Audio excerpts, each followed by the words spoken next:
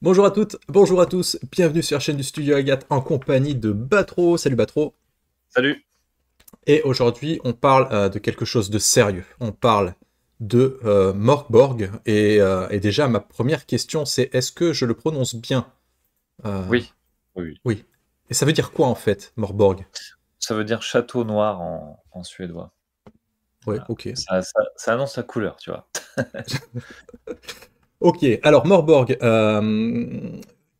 tout simplement, qu'est-ce que c'est Morkborg comme jeu? Quel genre de fantasy c'est ce jeu? C'est de la dark fantasy, Hmm. apocalyptique, on va dire, parce qu'on sait que l'apocalypse approche, que le monde va être détruit, c'est inévitable, c'est inarrêtable. Mais bon, bah, écoute, il faut quand même bien, piller quelques tombes avant de mourir, hein? Oui, Donc bah oui, voilà, forcément, donc c'est ouais, c'est de la doom fantasy, tu vois? On est vraiment sur un truc un peu ok, radical. ok. Et Voilà et après dans le style, tu as des tables aléatoires, tu vois? Ça se rapproche un peu du mouvement, old school, Renaissance. OSR, Heu, ok. ouais, règles simples, ça va à l'essentiel, PJ qui peuvent mourir assez vite, voilà le style. Ok, donc c'est un jeu qui est quand même plutôt létal. Et bah, on incarne quoi? On incarne qui dans ce jeu? Tu incarnes plutôt des anti-héros, hein, tu vois? Ça j'aime bien. Ah ouais.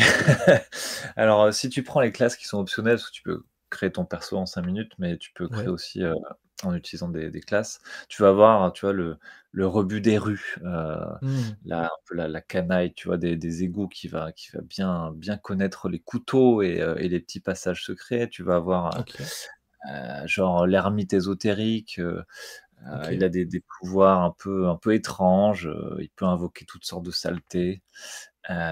Tu vas avoir quoi? Il y a le déserteur accro, c'est une espèce de guerrier, qui a pas toutes ses dents et qui se sert de ses Ah, de ses dents comme des armes, tu vois? ah, accro, d'accord. Moi je croyais que c'était accro à quelque chose. Ok, Mmh. Ouais, c'est un accro. petit jeu de mots et puis après tu Ok. as quoi? Tu as la prêtresse hérétique, voilà qui est en fuite, mais bon, qui a quelques invocations, blasphématoires, à lancer, tu Ok, as la noble pervertie également, super. une sorte d'aristo. C'est assez excellent, tu as une table où tu peux avoir soit un bouffon, soit un cheval magique un peu craignos, enfin, Ok. voilà un peu le style des classes de Morborg. Ouais, donc on joue pas des personnes, des personnages bling bling, des preux chevaliers scintillants et des codes moraux à toute épreuve, quoi.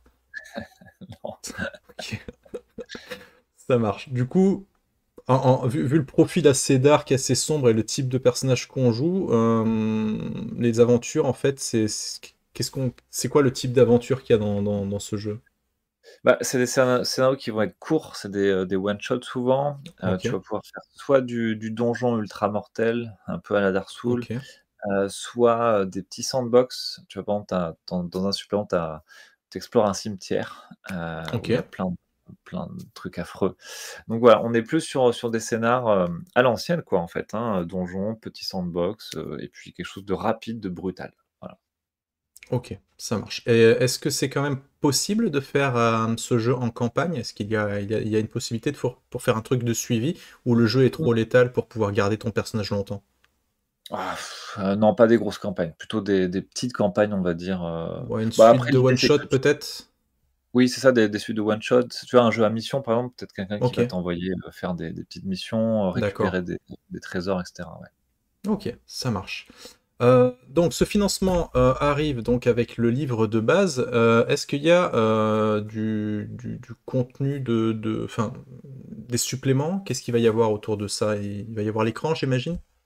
Oui, tout à fait. On va publier plusieurs choses en même temps. On va avoir Mhm. l'écran, un magnifique écran, Ok. sur, plusieurs volets qui est accompagné d'aides de jeu, Mhm. avec plein de tables aléatoires pour improviser, hein, c'est vraiment dans le style.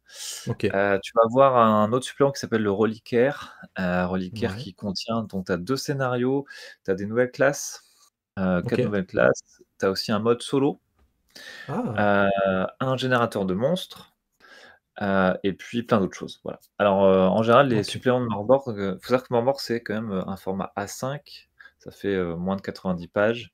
Donc on est OK, toujours un peu dans des petits livres, mais super beaux. OK, C'est lancé. OK, Donc le reliquaire, pareil, il fait 68 pages. Tu vas avoir également, Hérétique.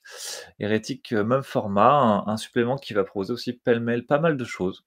OK, À la fois, 3 scénarios, bien violents évidemment, des règles d'expérience alternatives, tu vas avoir 2 nouvelles classes, OK, heu, un marchand immortel qui va te vendre des objets un peu étranges.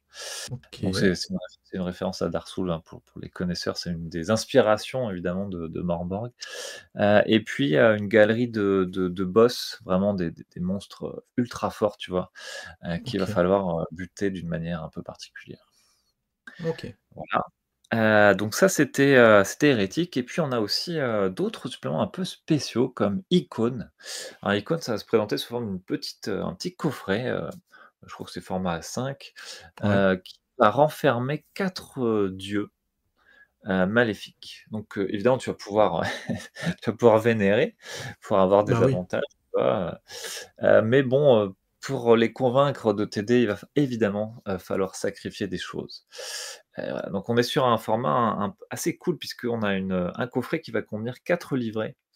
Comme d'accord, toujours dans Mordor, c'est très graphique avec beaucoup mmh, de styles et d'illustrations, chaotiques. Voilà, ça c'était Icône et puis pour OK, terminer, on va aussi avoir, 2 autres, scénars, séparés dans des petits livrets. Tu vas avoir, Sale jour de deuil. OK, Sale jour de deuil, c'est alors c'est assez marrant parce que c'est le pitch c'est, la sœur d'un des PJ se fait kidnapper par une sorcière et il OK, va falloir du coup, buter la sorcière qui s'est réfugiée dans le temple d'à côté. Temple maudit d'accord, évidemment. Donc un petit donjon, assez court, hein, ça fait 8 pages, OK, et puis enfin, deuxième scénar, c'est Le repère du roi vampire. Alors ça, c'est un scénario de 16 pages environ. L'idée, c'était que, le fils d'un des auteurs, lui a donné un peu le concept de base, tu vois? Et OK, ensuite, bah, son père, l'a développé en donjon bien mortel. Voilà. c'est rigolo ça. Donc voilà un Ça peu pour tout ce marche. que je peux proposer, il y aura pas mal de matos. Impeccable. Eh ben écoute, merci beaucoup Patro, et puis on se retrouve dans d'autres vidéos pour expliquer un petit peu le reste de ce financement. Voilà. Ciao tout le monde, à bientôt. Salut!